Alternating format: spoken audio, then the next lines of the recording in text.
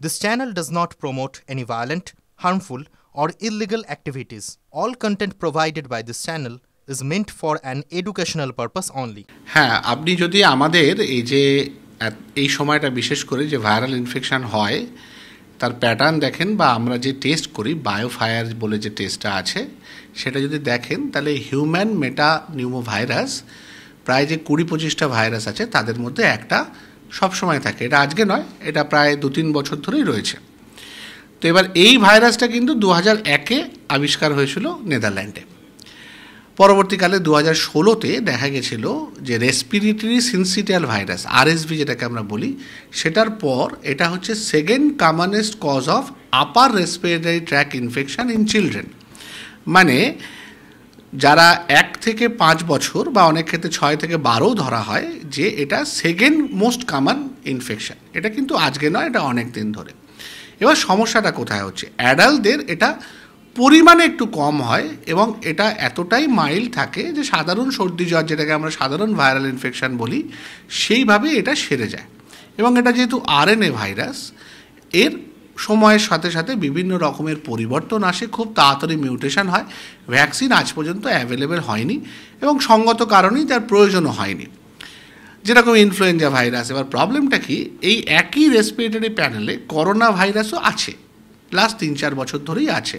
কিন্তু কোভিড-19 সম্পূর্ণ একটা আলাদা করোনা ভাইরাল স্ট্রেন এবং সেটার যে অতিমারি মহামারী এগুলো আমরা অলরেডি দেখে ফেলেছি।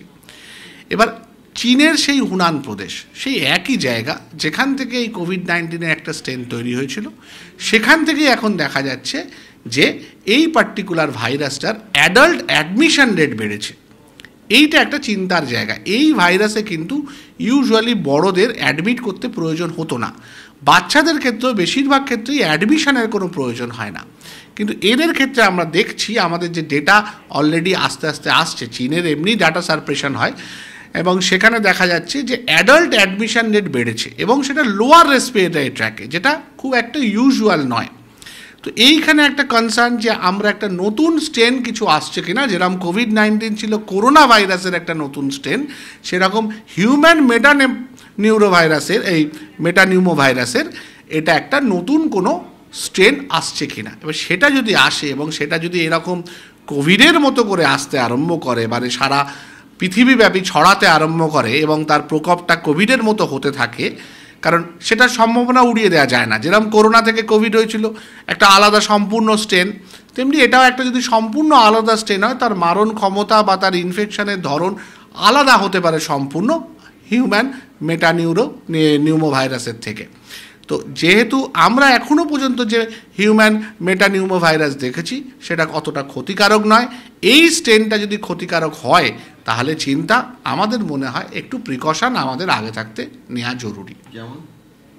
যেমন যেটা আমরা কোভিডে শিখেছি, যেরকম ডেঙ্গু আমাদের শিখিয়েছে কিভাবে ফ্লুইড ম্যানেজমেন্ট করতে হয়, কিভাবে জল খেতে হয়, তেমনি কোভিড আমাদের শিখিয়েছে কিভাবে রেসপিরেটরি ট্র্যাক ইনফেকশনকে কভার করতে হয়।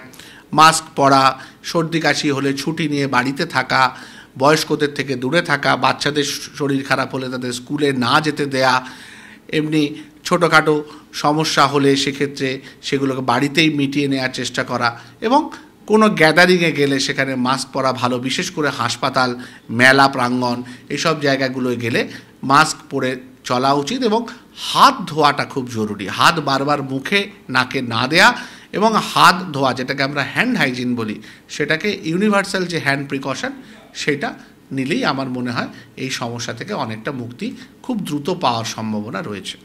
আর কোনো কারণে যদি লোয়ার রেসপিরেটরি ট্র্যাক ইনফেকশন হয়, যেটার মূল ইন্ডিকেশান হচ্ছে শ্বাসকষ্ট, জ্বর, বেশি দিন ধরে থাকা, 5 দিনের বেশি ধরে জ্বর থাকছে, শ্বাসকষ্ট হচ্ছে, তখন কিন্তু যত দ্রুত সম্ভব ডাক্তারের পরামর্শ নেয় এবং ওই বায়োফায়ার টেস্ট করে আমাদের আইডেন্টিফিকেশান দরকার।